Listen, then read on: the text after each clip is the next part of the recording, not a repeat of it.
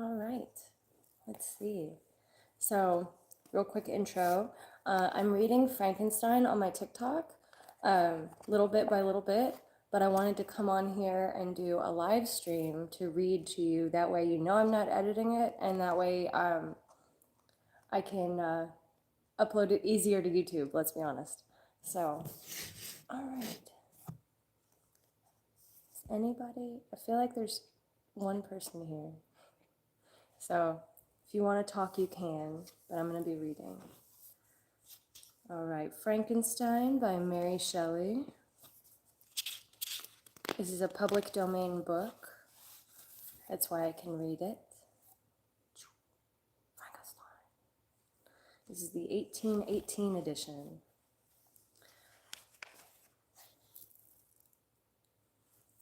Letter 1. To Mrs. Saville, England. You will rejoice to hear that no disaster has accompanied the commencement of an enterprise which you have regarded with such evil forebodings. I arrived here yesterday, and my first task is to assure my dear sister of my welfare and increasing confidence in the success of my undertaking. I am already far north of London, and as I walk in the streets of Petersburg, I feel a cold northern breeze play upon my cheeks, which braces my nerves and fills me with delight. Do you understand this feeling?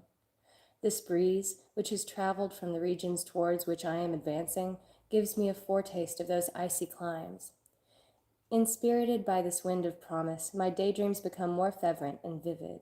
I try in vain to be persuaded that the pole is the seat of frost and desolation. It ever presents itself to my imagination as the region of beauty and delight. There, Margaret, the sun is forever visible, its broad disk just skirting the horizon and diffusing a perpetual splendor. There, for with your leave, my sister, I will put some trust in preceding navigators. There, snow and frost are banished, and sailing over a calm sea, we may be wafted to a land surpassing in wonders and in beauty every region hitherto discovered on the habitable globe. Its productions and features may be without example, as the phenomena of the heavenly bodies undoubtedly are in those undiscovered solitudes. What may not be expected in a country of eternal light?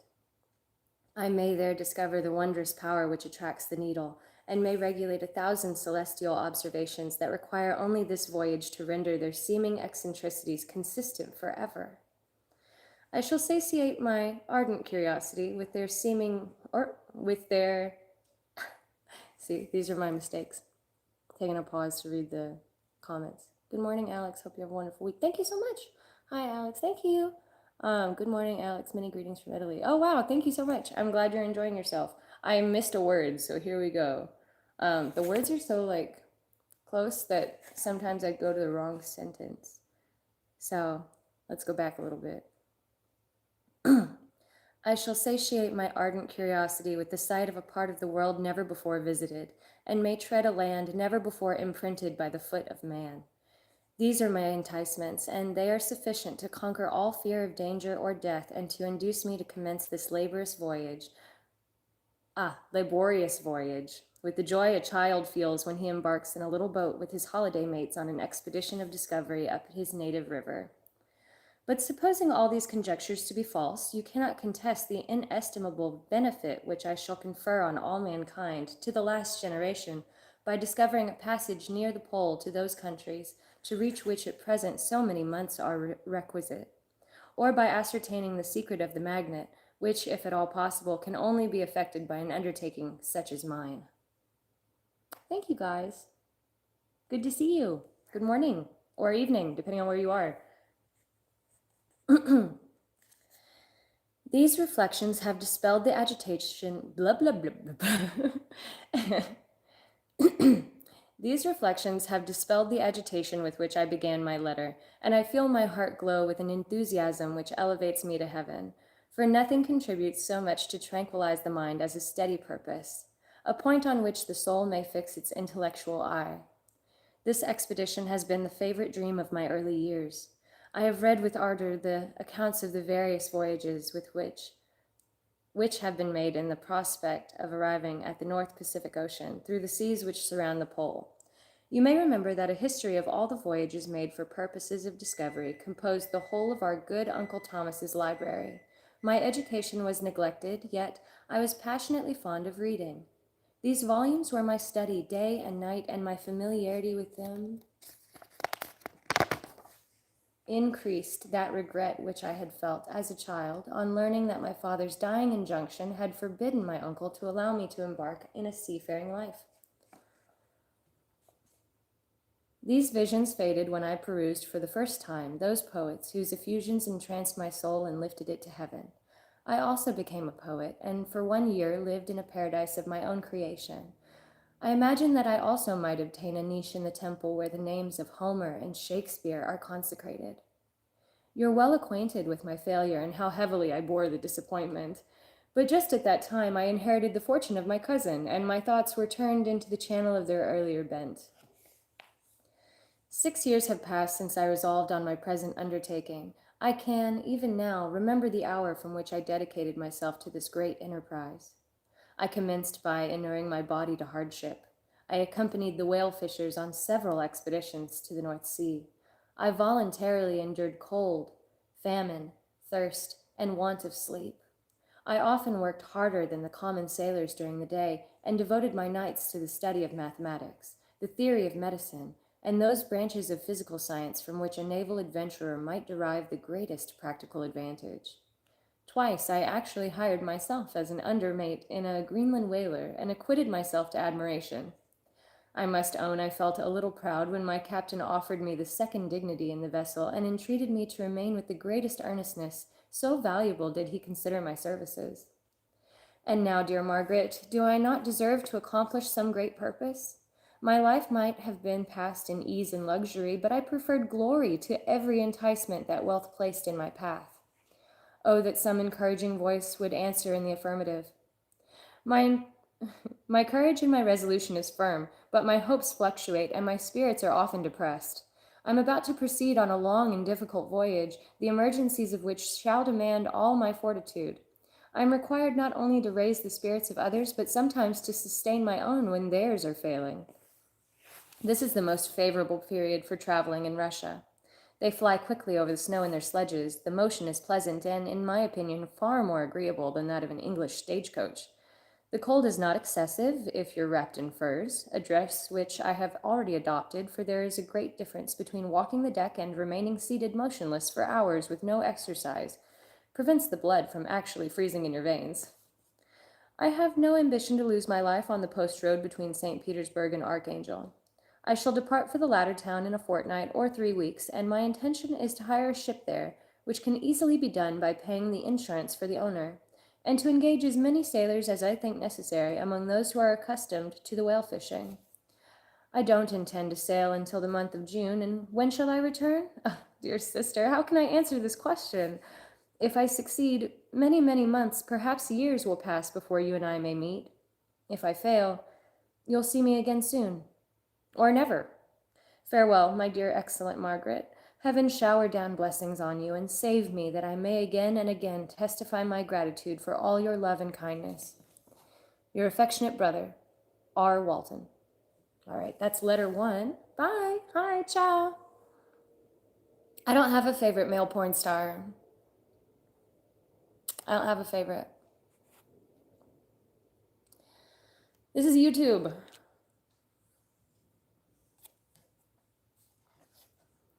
Letter 2 to Mrs. Saville, England.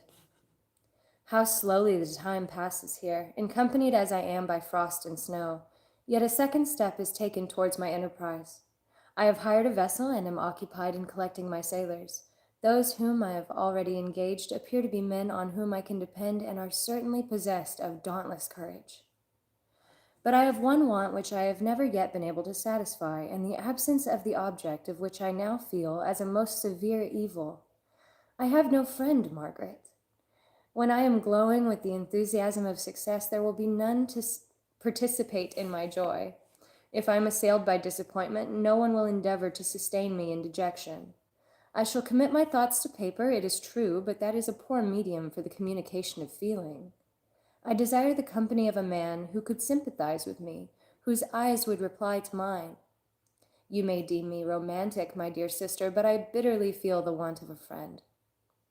I have no one near me, gentle yet courageous, possessed of a cultivated as well as of a capricious mind, whose tastes are like my own, to approve or amend my plans. How would such a friend repair the faults of your poor brother? I'm too ardent in execution and too impatient of difficulties, but it is still a greater evil to me that I am self-educated. For the first 14 years of my life I ran wild on a common and read nothing but our Uncle Thomas's books of voyages. At that age I became acquainted with the celebrated poets of our own country, but it was only when I had ceased to be in my power to derive its most important benefits from such a conviction that I perceived the necessity of becoming acquainted with more languages than that of my native country. Now I am 28 and am in reality more illiterate than many schoolboys of 15. It is true that I have thought more and that my daydreams are more extended and magnificent, but they want, as the painters call it, keeping. And I greatly need a friend who would have sense enough not to despise me as romantic and affection enough for me to endeavor to regulate my mind. Well, these are useless complaints. I shall certainly find no friend on the wide ocean, nor even here an archangel among merchants and seamen. Yet some feelings, unallied to the dross of human nature, beat even in these rugged bosoms. My lieutenant, for instance, is a man of wonderful courage and enterprise. He is madly desirous of glory, or rather, to word my phrase more characteristically, of advancement in his profession. He is an Englishman, and in the midst of national and professional prejudices, unsoftened by cultivation, retains some of the noblest endowments of humanity. I first became acquainted with him on board a whale vessel, finding that he was unemployed in this city. I easily engaged him to assist in my enterprise. The master is a person of an excellent disposition, and is remarkable on the ship for his gentleness and the mildness of his discipline. This circumstance, added to his well-known integrity and dauntless courage, made me very desirous to engage him. A youth passed in solitude, my best years spent under your gentle and feminine fosterage, has so refined the groundwork of my character that I cannot overcome an intense distaste to the usual brutality exercised on board ship. I have never believed it to be necessary, and when I heard of a mariner equally noted for his kindliness of heart and the respect and obedience paid to him by his crew, I felt myself peculiarly fortunate in being able to secure his services. I heard of him first in rather a romantic manner from a lady who owes to him the happiness of her life. This, briefly, is his story. All right, I'm going to have to get rid of you, buddy.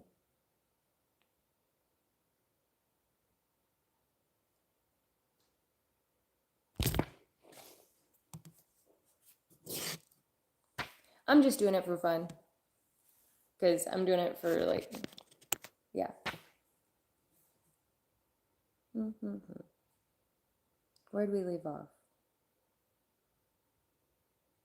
No triple X questions. This is not a triple X site. Use your brain.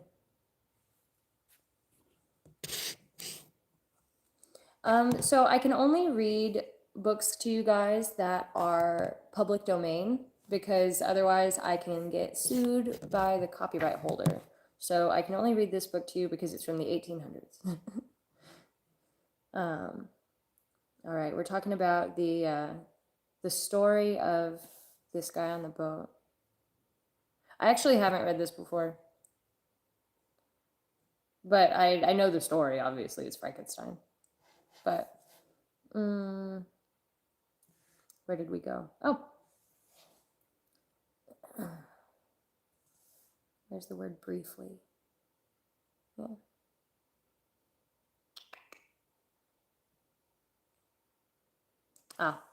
This briefly is his story. Some years ago, he loved a young Russian lady of moderate fortune, and having amassed a considerable sum in prize money, the father of the girl consented to the match. He saw his mistress once before the destined ceremony, but she was bathed in tears, and throwing herself at his feet, entreated him to spare her, confessing at the same time that she loved another, but that he was poor, and that her father would never consent to the union. My generous friend reassured the suppliant, and on being informed of the name of her lover, instantly abandoned his pursuit. He had already bought a farm with his money, on which he had designed to pass the remainder of his life, but he bestowed the whole on his rival, together with the remains of his prize money to purchase stock, and then himself solicited the young woman's father to consent to her marriage with her lover. But the old man decidedly refused, thinking himself bound in honor to my friend, who, when he found the father inexorable, quitted his country, nor returned until he heard that his former mistress was married according to her inclinations. "What a noble fellow!" you will exclaim. He is so, but then he is wholly uneducated. He's silent as a Turk, and a kind of ignorant carelessness attends him, which, while it renders his conduct the more astonishing, detracts from the interest and sympathy which otherwise he would command. Yet I don't suppose, because I complain a little, or because I can conceive a consolation for my toils, which I may never know, that I am wavering in my resolutions. Those are as fixed as fate, and my voyage is only now delayed until the weather shall permit my embarkation. The weather has been dreadfully severe, but the spring promises well, and it is considered as a remarkably early season, so that perhaps I may sail sooner than I expected. I shall do nothing rashly. You know me sufficiently to confide in my prudence and considerateness whenever the safety of others is committed to my care. I cannot describe to you my sensations on the near prospect of my undertaking. It's impossible to communicate to you a conception of the trembling sensation, half pleasurable and half fearful, with which I am preparing to depart. I am going to unexplored regions, to the land of mist and snow, but I shall kill no albatross, therefore do not be alarmed for my safety, or if I should come back to you as worn and woeful as the ancient mariner. You will smile at my illusion, but I will disclose the secret. I have often attributed my attachment to, my passion and enthusiasm for, the dangerous mysteries of ocean to that production of the most imaginative of modern poets. There is something at work in my soul which I don't understand. I am practically industrious, painstaking, a workman to execute with perseverance and labor, but besides this there is a love for the marvelous, a belief in the marvelous, intertwined with all my projects, which hurries me out of the common pathways of men, even to the wild sea and unvisited regions I am about to explore. But to return to dearer considerations, shall I meet you again after having traversed immense seas and returned by the most southern cape of Africa or America? I dare not expect such success, yet I cannot bear to look on the reverse of the picture. Continue for the present to write to me by every opportunity. I may receive your letters on some occasions when I need them most to support my spirits. I love you very tenderly. Remember me with affection, should you never hear from me again. Your affectionate brother, Robert Walton. All right, that's letter 2.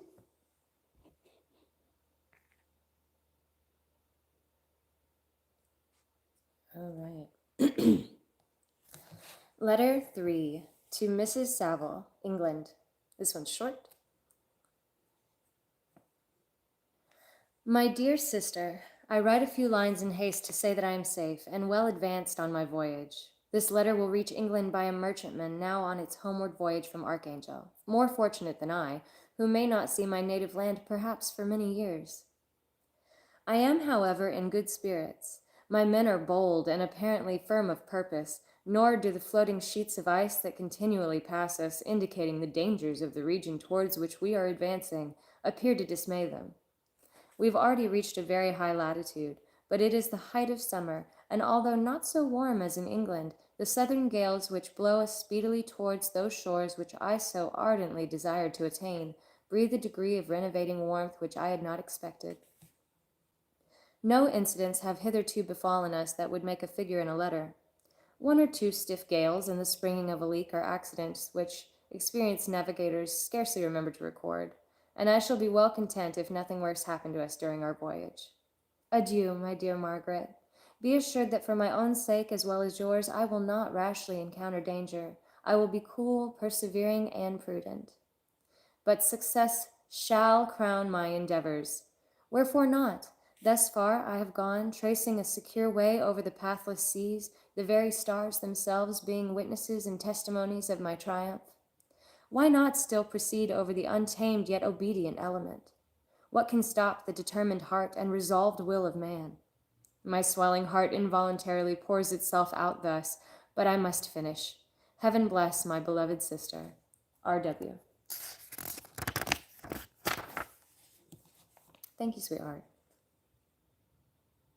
I actually have an audiobook on Amazon if you want to read it. I'm on Audible as a narrator. I only have one book to my credit so far, but they were talking to me about maybe doing the sequel. Letter 4. To Mrs. Saville, England. So strange an accident has happened to us that I cannot forbear recording it, although it is very probable that you will see me before these papers can come into your possession. Last Monday, July 31st, we were nearly surrounded by ice, which closed in the ship on all sides, scarcely leaving her the sea room in which she floated. Our situation was somewhat dangerous, especially as we were encompassed around by a very thick fog. We accordingly lay to, hoping that some change would take place in the atmosphere and weather. About 2 o'clock the mist cleared away, and we beheld, stretched out in every direction, vast and irregular plains of ice, which seemed to have no end. Some of my comrades groaned, and my own mind began to grow watchful with anxious thoughts, when a strange sight suddenly attracted our attention and diverted our solitude from our own situation. Solicitude, not solitude. With anxious solicitude from our own situation. We perceived a low carriage, fixed on a sledge and drawn by dogs, pass on towards the north, at the distance of 1/2 mile. A being which had the shape of a man, but apparently of gigantic stature, sat in the sledge and guided the dogs. We watched the rapid progress of the traveler with our telescopes until he was lost among the distant inequalities of the ice. This appearance excited our unqualified wonder. We were, as we believed, many hundred miles from any land, but this apparition seemed to denote that it was not in reality so distant as we had supposed. Shut in, however, by ice, it was impossible to follow his track, which we had observed with the greatest attention. About 2 hours after this occurrence, we heard the ground sea, and before night the ice broke and freed our ship. We, however, laid to until the morning, fearing to encounter in the dark those large loose masses which float about after the breaking up of the ice. I profited of this time to rest for a few hours. In the morning, however, as soon as it was light, I went upon deck and found all the sailors busy on one side of the vessel, apparently talking to someone in the sea. It was, in fact, a sledge, like that we had seen before, which had drifted towards us in the night on a large fragment of ice. Only one dog remained alive, but there was a human being within it whom the sailors were persuading to enter the vessel. He was not, as the other travelers seemed to be, a savage inhabitant of some undiscovered island, but a European. What a fucking line. I'm going to read that line one more time so we can soak it in. He was not, as the other travelers seemed to be, a savage inhabitant of some undiscovered land, but a European. Definitely not savage. Okay, when I appeared on deck, the master said, "Here's our captain, and he will not allow you to perish on the open sea." On perceiving me, the stranger addressed me in English, although with a foreign accent. "Before I come on board your vessel," said he, "will you have the kindness to inform me whither you are bound?" You may conceive my astonishment on hearing such a question addressed to me from a man on the brink of destruction, and to whom I should have supposed that my vessel would have been a resource which he could not have exchanged for the most precious wealth the earth can afford. I replied, however, that we were on a voyage of discovery towards the northern pole. Upon hearing this, he appeared satisfied and consented to come on board. Good God, Margaret, if you had seen the man who thus capitulated for his safety, your surprise would have been boundless. His limbs were nearly frozen, and his body dreadfully emaciated by fatigue and suffering. I never saw a man in so wretched a condition. We attempted to carry him into the cabin, but as soon as he had quitted the fresh air, he fainted. We accordingly brought him back to the deck and restored him to animation by rubbing him with brandy and forcing him to swallow a small quantity. As soon as he showed signs of life, we wrapped him up in blankets and placed him near the chimney of the kitchen stove. By slow degrees he recovered and ate a little soup, which restored him wonderfully. 2 days passed in this manner before he was able to speak, and I often feared that his sufferings had deprived him of understanding. When he had in some measure recovered, I removed him to my own cabin and attended on him as much as my duty would permit. I never saw a more interesting creature. His eyes have generally an expression of wildness and even madness, but there are moments when, if anyone performs an act of kindness towards him, or does him any the most trifling service, his whole countenance is lighted up, as it were, with a beam of benevolence and sweetness that I never saw equaled. But he is generally melancholy and despairing, and sometimes he gnashes his teeth, as if impatient of the weight of woes that oppress him. Hello. My favorite book is, hold on one second. My favorite book is Vice and Virtue in Everyday Life. And it's an anthology. And I can't read it to you guys because it's not like in the public domain.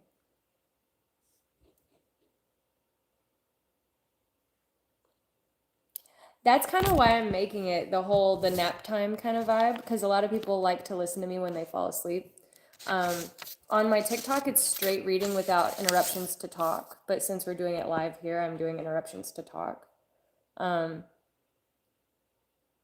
I don't know why this is hard for people to understand that this is a reading video. Great reading, Alex. Keep going. Thank you, Mohammed.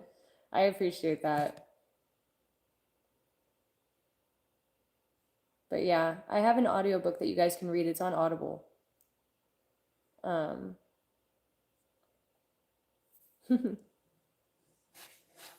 I would like to do more audiobooks, but you have to, like, I have to figure out how to get all that done on top of everything else that I do. So I'm doing this right now while I numb up to go get my blood tested. So that's why I'm multitasking right now. But no, that doesn't sound weird at all, Cool D. That's kind of the point.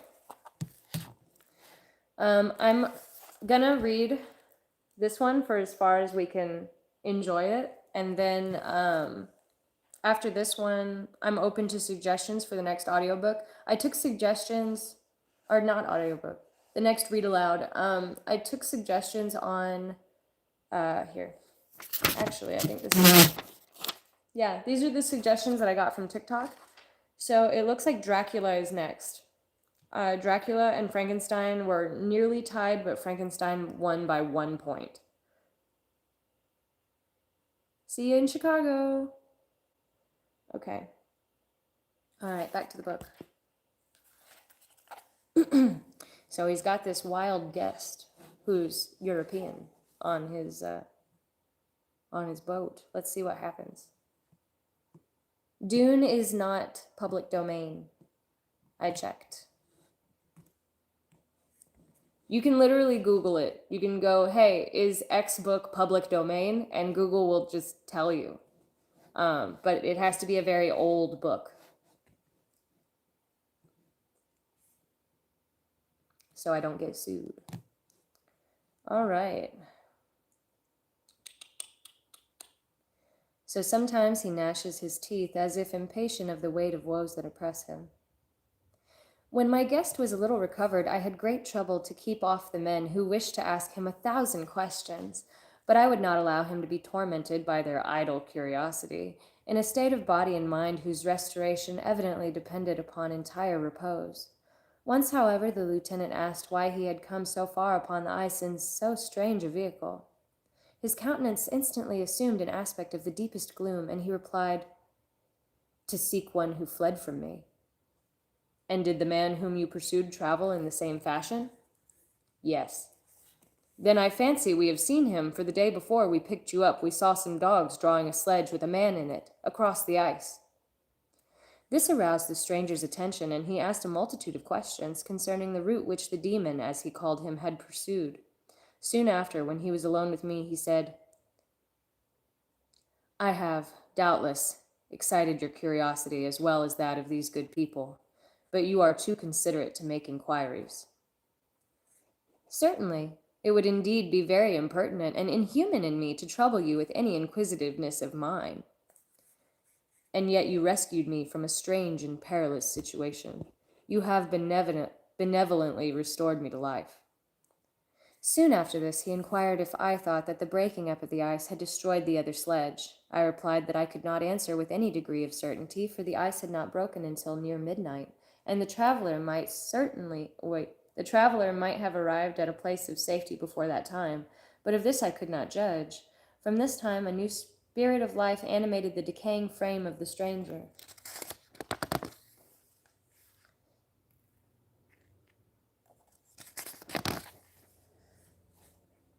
Not old enough. Sorry. Okay.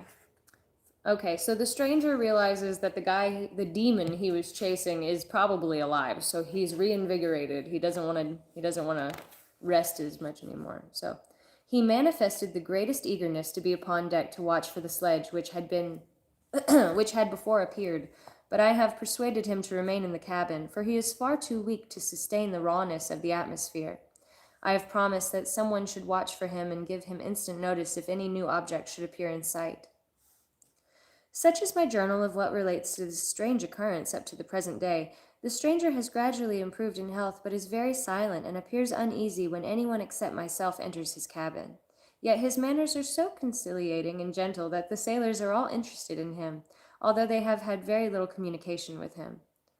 For my own part, I begin to love him as a brother, and his constant and deep grief fills me with sympathy and compassion. He must have been a noble creature in his better days, being even now in wreck so attractive and amiable. I said in one of my letters, my dear Margaret, that I should find no friend on the wide ocean. Yet I have found a man who, before his spirit had been broken by misery, I should have been happy to have possessed as the brother of my heart. I shall continue my journal concerning the stranger at intervals, should I have any fresh incidents to record. August 13th, 1700 something. My affection for my guest increases every day. He excites at once my admiration and my pity to an astonishing degree. How can I see so noble a creature destroyed by misery without feeling the most poignant grief? He is so gentle, yet so wise. His mind is so cultivated, and when he speaks, although his words are culled with the choicest art, they flow with rapidity and unparalleled eloquence. He is now much recovered from his illness and is continually on the deck, apparently watching for the sledge that preceded his own. Yet, although unhappy, he is not so utterly occupied by his own misery that he interests himself deeply in the projects of others. I'm stumbling here. He has frequently conversed with me on mine, which I have communicated to him without disguise. He entered attentively into all my arguments in favor of my eventual success and into every minute detail of the measures I had taken to secure it. I was easily led by the sympathy which he evinced to use the language of my heart, to give utterance to the burgeoning ardor of my soul, and to say, with all the fervor that warmed me, how gladly I would sacrifice my fortune, my existence, my every hope, to the furtherance of my enterprise. One man's life or death were but a small price to pay for the acquirement of the knowledge which I sought, for the dominion I should require. Jesus Christ. For the dominion I should acquire and transmit over the elemental foes of our race. As I spoke, a dark gloom spread over my listener's countenance. At first, I perceived that he tried to suppress his emotion. He placed his hands before his eyes, and my voice quivered and failed me as I beheld tears trickle fast from between his fingers. A groan burst from his heaving breast. I paused. At length he spoke, in broken accents. Unhappy man! Do you share my madness? Have you drunk also of the intoxicating draught? Hear me. Let me reveal my tale, and you will dash the cup from your lips. Such words, you may imagine, strongly excited my curiosity. But the paroxysm of grief that had seized the stranger overcame his weakened powers, and many hours of repose and tranquil conversation were necessary to restore his composure. Having conquered the violence of his feelings, he appeared to despise himself for being the slave of passion, and quelling the dark tyranny of despair, he led me again to converse concerning myself personally. He asked me the history of my earlier years. The tale was quickly told, but it awakened various trains of reflection. I spoke of my desire of finding a friend, of my thirst of a more intimate sympathy with a fellow mind than had ever fallen to my lot, and expressed my conviction that a man would boast of little happiness who did not enjoy this blessing. I agree with you, replied the stranger.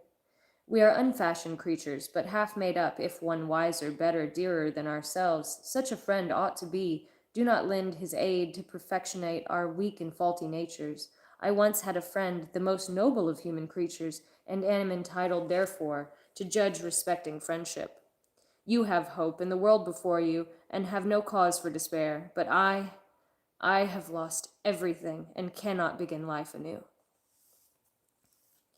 As he said this, his countenance became expressive of a calm, settled grief that touched me to the heart, but he was silent and presently retired to his cabin. Even broken in spirit as he is, no one can feel more deeply than he does the beauties of nature. The starry sky, the sea, and every sight afforded by these wonderful regions seems still to have the power of elevating his soul from earth. Such a man has a double existence. He may suffer misery and be overwhelmed by disappointments, yet when he has retired into himself, he will be like a celestial spirit that has a halo around him, within whose circle no grief or folly ventures. Will you smile at the enthusiasm I express concerning this divine wanderer? You would not if you saw him. You have been tutored and refined by books and retirement from the world, and you are therefore somewhat fastidious, but this only renders you to the more fit to appreciate the extraordinary merits of this wonderful man. Sometimes I have endeavored to discover what quality it is with which he possesses that elevates him so immeasurably above any other person I ever knew. I believe it to be an intuitive discernment, a quick but never failing power of judgment, a penetration into the causes of things unequaled for clearness and precision. And to this a facility of expression and a voice whose varied intonations are soul-subduing music. Woo! All right, I have to change this out. So let's finish the last letter to Margaret, and then I'm going to leave it where we start chapter 1. So these are just the letters. It says, "Please wash your hands." I'm about to get blood work done. This is lidocaine numbing cream. So I put this on for a few hours before I go get my blood drawn, because I have to get my blood drawn every 14 days, which is unpleasant.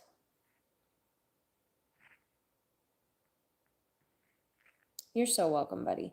I'm going to save this on the channel so that you guys can listen to it again. August 13th. Oh, no, wait. We already did August 13th. So that was the letter from August 13th. Now we're going to the letter. Yeah, I'm not afraid of needles. I just don't like pain. And I have a nerve disorder that makes skin pain a little bit worse than it should be. So August 13th, 1700s to August 19th, 1700s. So it's been 6 days since that last letter to Margaret. Hi. August 19th. Yesterday the stranger said to me, "You may easily perceive, Captain Walton, that I have suffered great and unparalleled misfortunes. I had determined at one time that the memory of these evils should die with me, but you have won me to alter my determination. You seek for knowledge and wisdom, as I once did, and I ardently hope that the gratification of your wishes may not be a serpent to sting you, as mine has been. I do not know that the relation of my disasters will be useful to you, yet, when I reflect that you are pursuing the same course, exposing yourself to the same dangers which have rendered me what I am, I imagine that you may deduce in an apt moral from my tale, one that may direct you, if you succeed in your undertaking, and console you in case of failure. Prepare to hear of occurrences which are usually deemed marvelous. Where we among the tamer scenes of nature, I might fear to encounter your unbelief, perhaps your ridicule, but many things will appear possible in these wild and mysterious regions, which would provoke the laughter of those unacquainted with the ever-varied powers of nature. Nor can I doubt but that my tale conveys in its series internal evidence of the truth of the events of which it is composed. You may easily imagine that I was much gratified by the offered communication, yet I could not endure that he should renew his grief by a recital of his misfortunes. I felt the greatest eagerness to hear the promised narrative, partly from curiosity and partly from a strong desire to ameliorate his fate if it were in my power. I expressed these feelings in my answer. "I thank you." "I thank you," he replied, "for your sympathy, but it is useless. My fate is nearly fulfilled. I wait but for one event, and then I shall repose in peace. I understand your feeling, continued he, perceiving that I wished to interrupt him. But you are mistaken, my friend. If thus you will allow me to name you, nothing can alter my destiny. Listen to my history, and you will perceive how irrevocably it is determined. He then told me that he would commence his narrative the next day when I should be at leisure. This promise drew from me the warmest thanks. I have as nearly as possible in his own words what he has related during the day. Wait. I have resolved. Jesus Christ. He then told me that he would commence his narrative the next day when I should be at leisure. His promise drew from me the warmest thanks. I have resolved every night, when I am not imperatively occupied by my duties, to record as nearly as possible in his own words what he has related during the day. If I should be engaged, I will at least make notes. This manuscript will doubtless afford you the greatest pleasure, but to me, who know him, and who hear it from his own lips, with what interest and sympathy shall I read it in some future day?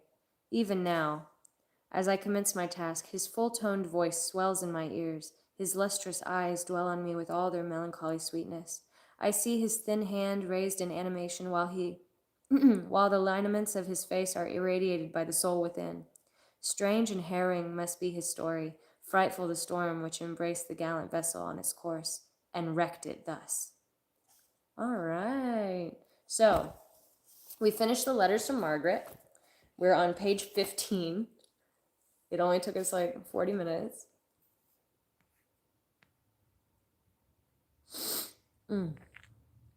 Hello. Thank you so much.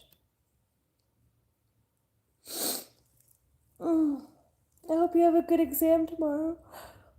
Oh, that sucks. You might try the lidocaine cream, my guy, for when you have to stick yourself, because you don't have to leave it on for hours. I just do because I want it to be as numb as possible. Actually, what I do is I put it on for 30 minutes, take it off, wash, pat dry, put it back on, leave it for 30 minutes, take it off. And that makes it work best. I can already feel it getting numb. And if I do that for 2 to 3 hours, I don't feel the needle at all, and I'm getting my blood drawn. So if you numbed where you have to stick yourself, you might not feel it at all if you did it for like a while. But I don't have diabetes, so I don't know how that works. I don't know if you would have time to numb yourself. It might take the edge off. You know what, Xavier? Let's do a little bit of chapter 1. Actually, let's just do chapter 1. It's only 2 pages. Wait, it's 1, 2, 3. 3 pages. I can do 3 more pages. Hi. All right. Let's do chapter 1.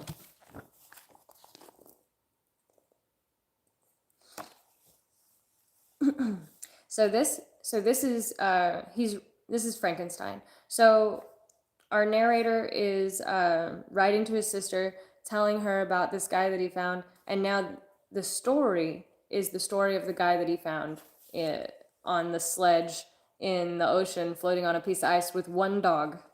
Okay. I am by birth a Genovese, and my family is one of the most distinguished of that republic. My ancestors had been for many years counselors and syndics, and my father had filled several public situations with honor and reputation.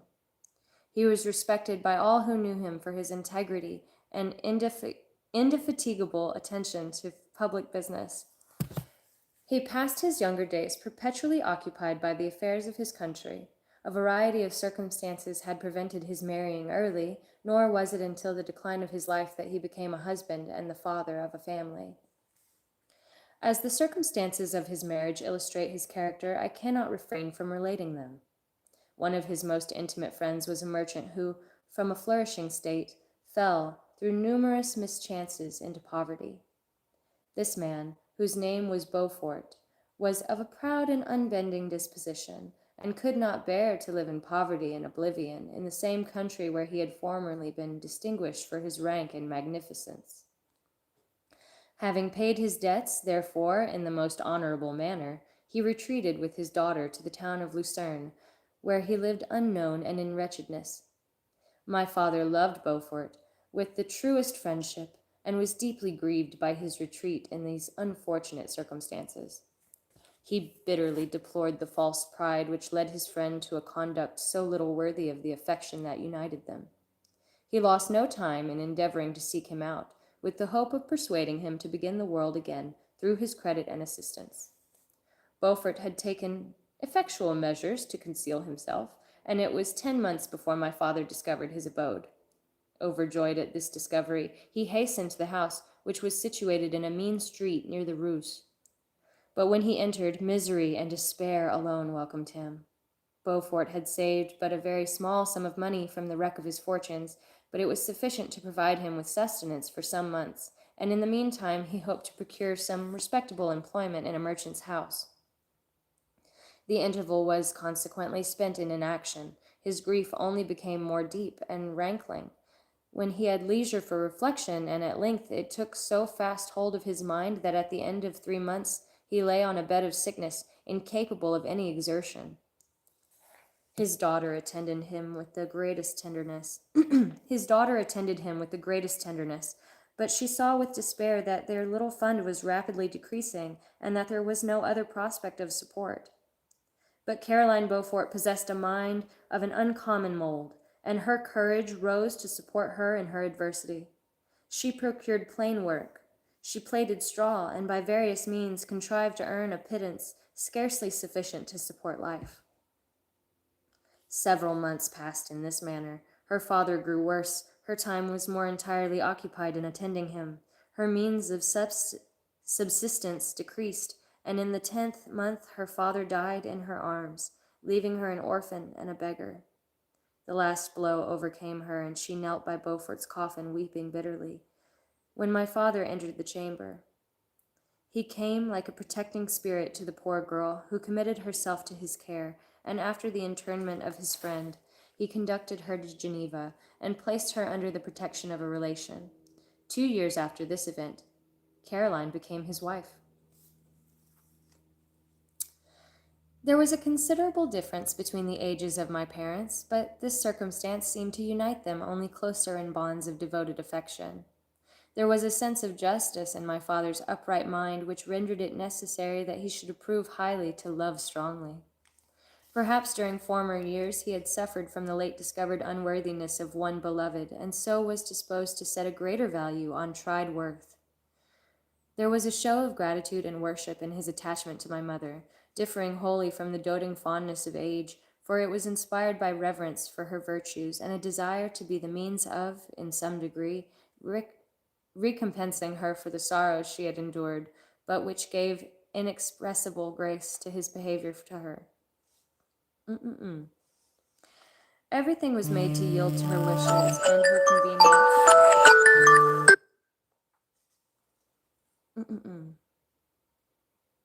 Let's see. Sorry, that was my alarm.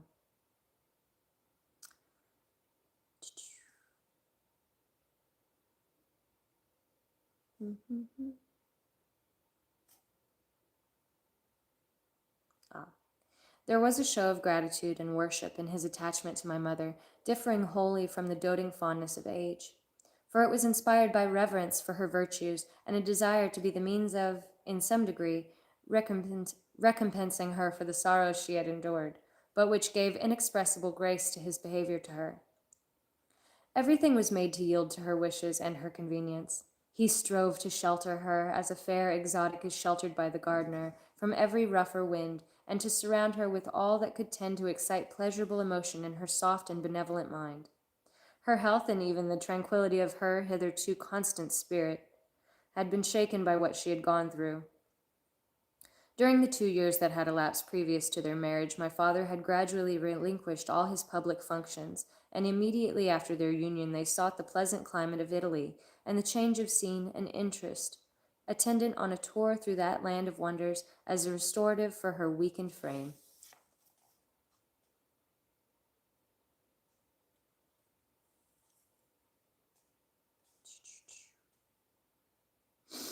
From Italy they visited Germany and France, I, their eldest child, was born at Naples, and as an infant accompanied them in their rambles.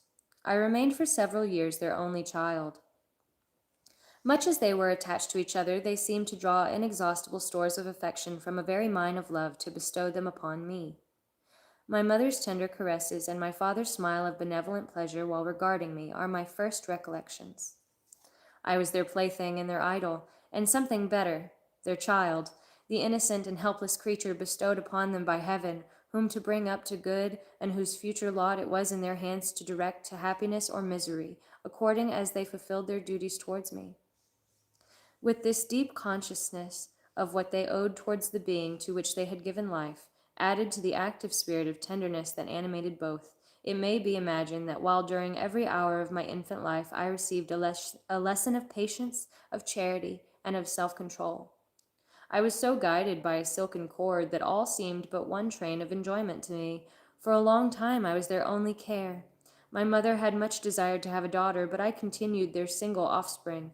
When I was about 5 years old, while making an excursion beyond the frontiers of Italy, they passed a week on the shores of the Lake of Como. Their benevolent disposition often made them enter the cottages of the poor. This, to my mother, was more than a duty, it was a necessity, a passion, remembering what she had suffered and how she had been relieved, for her to act in her turn the guardian angel to the afflicted. During one of their walks, a poor cot in the foldings of a veil attracted their notice as being singularly disconsolate, while the number of half-clothed children gathered about it spoke of penury in its worst shape. One day, when my father had gone by himself to Milan, my mother, accompanied by me, visited this abode. She found a peasant and his wife hard working, bent down by care and labor, distributing a scanty meal to 5 hungry babes. Among these there was one which attracted my mother far above all the rest. She appeared of a different stock. The 4 others were dark-eyed, hardy little vagrants. This child was thin and very fair. Her hair was the brightest living gold, and despite the poverty of her clothing, seemed to set a crown of distinction on her head. Her brow was clear and ample, her blue eyes cloudless, and her lips and the molding of her face so expressive of sensibility and sweetness that none could behold her without looking on her as of a distinct species, of being heaven-sent and bearing a celestial stamp in all her features. The peasant woman, perceiving that my mother fixed eyes of wonder and admiration on this lovely girl, eagerly communicated her history. She was not her child, but the daughter of a Milanese nobleman. Her mother was a German and had died on giving birth. The infant had been placed with these good people to nurse. They were better off then. They had not been long married, and their eldest child was but just born. The father of their charge was one of those Italians nursed in the memory of the antique glory of Italy, one among the Schiavi Ognorfermenti, who exerted himself to obtain the liberty of his country. He became the victim of its weakness. Whether he had died or still lingered in the dungeons of Austria was not known. His property was confiscated, his child became an orphan and a beggar. She continued with her foster parents and bloomed in their rude abode, fairer than a garden rose among dark-leaved brambles. When my father returned from Milan, he found playing with me in the hall of our villa a child fairer than pictured cherub, a creature who seemed to shed radiance from her looks, and whose form and motions were lighter than the chamois of the hills. The apparition was soon explained. With his permission, my mother prevailed on her rustic guardians to shield their charge to her. With his permission, my mother prevailed on her rustic guardians to yield their charge to her. They were fond of the sweet orphan. Her presence had seemed a blessing to them, but it would be unfair to her to keep her in poverty and want when Providence afforded her such powerful protection. They consulted their village priest, and the result was that Elizabeth Lavenza became the inmate of my parents' house, my more-than sister, the beautiful and adored companion of all my occupations and pleasures. Everyone loved Elizabeth. The passionate and almost reverential attachment with which all regarded her became, while I shared it, my pride and my delight. On the evening previous to her being brought to my home, my mother had said playfully, "I have a pretty present for my Victor. Tomorrow he shall have it." And when on the morrow she presented Elizabeth to me as her promised gift, I, with childish seriousness, interpreted her words literally and looked upon Elizabeth as mine. Mine to protect, love, and cherish. All praises bestowed on her I received as made to a possession of my own. We called each other familiarly by the name of cousin. No word, no expression could body forth the kind of relation in which she stood to me, my more than sister, since till death she was to be mine only. That's the end of chapter 1. All right, thank you so much for reading with me. I'm gonna go change out my dressing, and yeah, I hope that you guys have a really good day. Thank you. I'm gonna check on Sam, give him his medication, go get tested, and then work on some stuff. I have a lot of stuff that I need to do. I really want to get on cam, but if I get on cam, I'm going to feel guilty being on cam because there's a lot of custom content and stuff, photos and videos that I am very behind on because I was not expecting Sam to need surgery, but he's doing pretty good. I'm going to go make sure he doesn't need anything right now, but thank you for reading with me, guys, and I'm going to save this on the channel so you can listen to it again. When we pick up, we'll be picking up on chapter 2. Have a good day. Thanks for coming.